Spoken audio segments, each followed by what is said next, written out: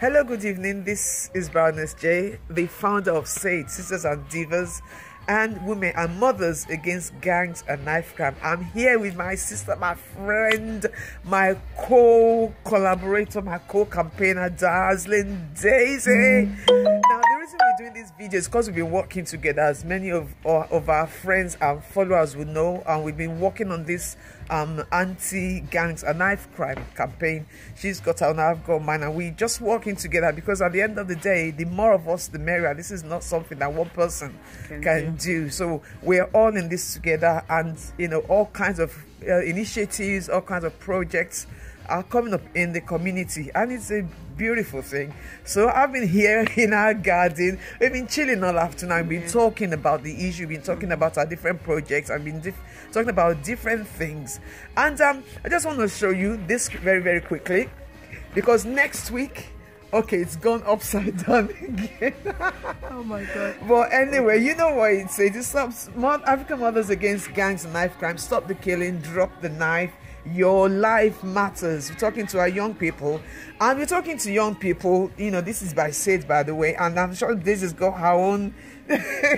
She hasn't got her posters there, but you know, it doesn't even matter who does the posters, as long as we are giving out the same message. That's the yes, important part exactly. Of it. Yeah, we're still trying to talk to people out there about young people dropping the gun, dropping the knife, you know, and all these things. So it doesn't matter who is actually doing it. Like I said, she's been saying this for a while, and I've had an encounter with someone that was killed. You have a personal experience. I had a personal experience, and he died in my hands. So it's something that I'm so keen about, and it wouldn't be nice on us living in UK here and things are happening this, because that happened when I was in Nigeria, and this is a country that has, you know, rules, laws and everything, and regulations, and regulations. So when things like this is becoming an epidemic kind of thing, it does bother us. It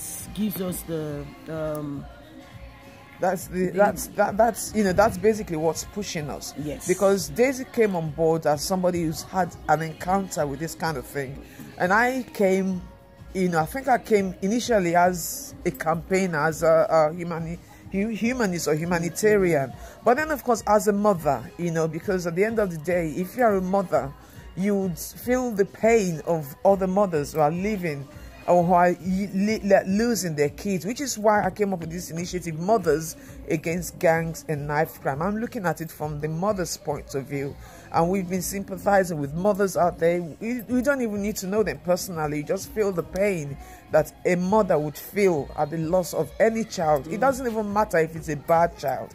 At the end of the day, we don't want any of the kids. We want the bad ones to, you know, to turn their lives around and change. You know, but once they're dead, that is no longer possible.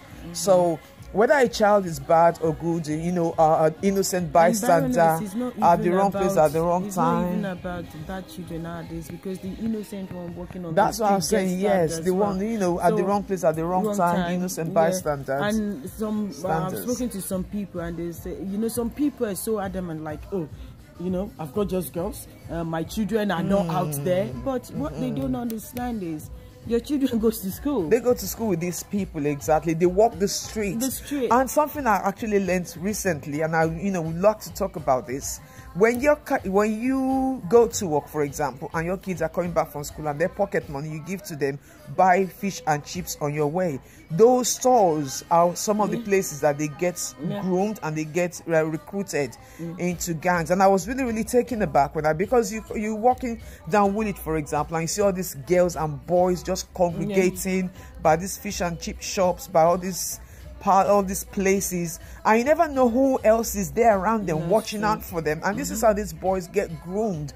This is how they get recruited by, you know, the area boys, because we have area boys in the UK as well, not just in Nigeria. So we really need to. It pains my heart when I'm walking down Woolwich at 5 o'clock and I see these children just roaming about. And like, aren't you supposed to be at home? Does your mother know this is where you are? So we parents, we have a lot of work to do. We have a lot of work to do. There's so much details and information that we're getting, you know, because of what we're doing. And some of them are just, you know, you just go, oh my God, so that really happens. So there's a lot of work we need to do. We have a lot to do.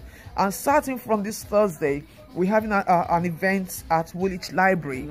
This we're going to be talking, we're going to have teachers and head teachers, social workers, parents, all kinds of community leaders, faith workers. We're going to be sitting down, dialoguing about this thing in our community. This is the first of its kind. This is the one I call the Greenwich edition, because we aim to take it all over London, all across London, and just talk about, because teachers who have a role to play.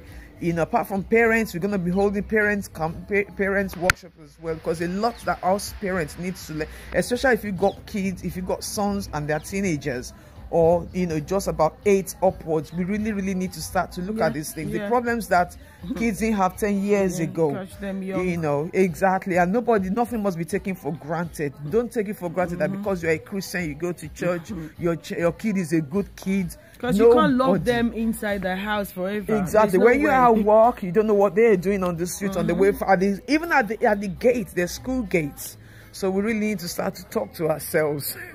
Really need to start to talk to ourselves. And then, of course, on Saturday, there is a march.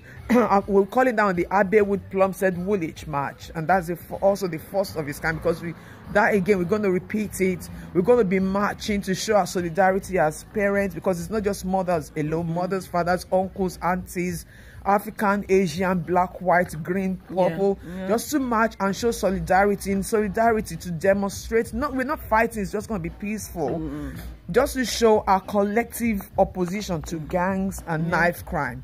And hopefully, you know, when we make the press, we make the headlines, and we start to pass the message out there that we Africans as well, we don't like this thing happening we don't in like our community, because this one is black boys doing this, is black boys doing that. We don't want it, we don't like it. We're not happy about it. Exactly. And then, of course, there is also the London bus ride as well. The London tour is happening on the 7th of May. It's a bank holiday, and it's the London Against Gun and Knife campaign. So because what we're trying to do is just to take it further so that we can reach everywhere. Baroness J is more into it on a regular basis. We are into it maybe once in 3 months, once in 6 months, just to go around to let people know that, you know, this has to stop. And for all the black children to know that we blacks mother are not happy about it as well. No, we're not. Some of the life that has been cut short, some potential doctors, lawyers, you know, some innocent children out there just going on, fathers, you know. So, and if you have not been affected by it, you will know how bad it can change people's life. Absolutely. You know, entire family losing their loved ones honestly is a terrible thing. And it's not just the kids that are killed, is it? It's the kids that do the killing as well. Yes, because their life is over. If you not get caught, you're gonna be looking over your shoulder. You can't walk anywhere in peace. You can't walk down the road in peace. But if you're caught and you put in jail, you are looking at an average of 10 years. By the time you come out, your record is completely ruined. You can't do nothing. Your future is gone, you know, and you've cut short your potentials, and that's just the end of your life. You know, so we're talking to everybody, not just the victims or potential gang victims or gang members, anybody. And parents need to start being more vigilant. Know what your kids are doing. Check their bags. Don't take it for granted that because my kid is a gentle, quiet boy, he doesn't look for trouble, he doesn't cause trouble. No.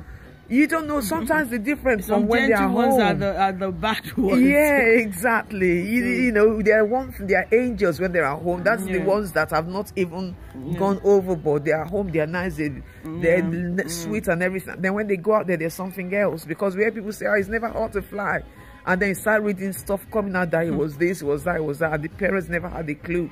So we need to, we need to snatch our kids back. This is Operation Save Our Sons. Sometimes check their phone if you can. Yes, if they're sleeping, some of the conversation they make with friends, like sometimes I pick my children's phone, I know their password. Just read. At least you can tell the kind of conversation they have with friends. Exactly. And you can be like, okay, my child is all right, and oh no, I need to put he or she in check. So we should do more of that. If a child comes home with 400 pounds worth of shoes or bag or wristwatch or phone that you didn't buy, you need to find out where you getting this money from. I mean, a 16-year-old boy not working, coming home with £1,000. Come on now. You need to know. You need to check.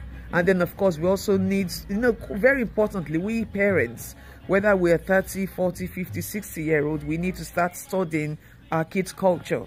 Their culture is totally different from our culture. And that is why I love them get away with things right under our noses. Because they're saying things, they're passing messages to their friends, and we just smiling. But the messages they are passing, we don't know how heavy they are. So we need to start, getting it down with the kids. We need to understand their slangs, understand their language, understand how their world works. Our world is totally different from ours, and the struggles they face are different from the kind of struggles we face. The kind of things that can lay stress on them, or can intimidate them or entice them, totally different from what we as parents experience. So we really need to, especially if you have kids, that are coming into their teenage years, we need to start being more vigilant. We need to start being more careful. We need to start paying more attention to our kids and to things happening around them. Thank you very much from us. It's Baroness J, and this is Dazzlin Daisy. So make sure you come on board, join us. The more the merrier, the more the better. So we need to pass the message out there together. Exactly, as a community. Thank you very much. Thank you. See you next Saturday and Thursday, and then the other weeks. Thank you so much. Thank you. Over and out. Bye.